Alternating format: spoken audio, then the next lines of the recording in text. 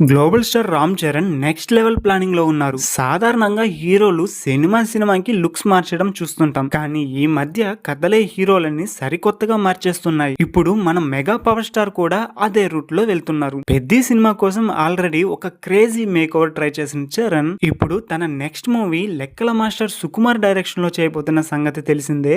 ఈ మూవీ కోసం మరో లుక్ కి రెడీ అవుతున్నారు. ఇది కేవలం నార్మల్ కమర్షియల్ సినిమా కాదు, ఇదొక మైండ్ బ్లోయింగ్ పీరియాడిక్ డ్రామా.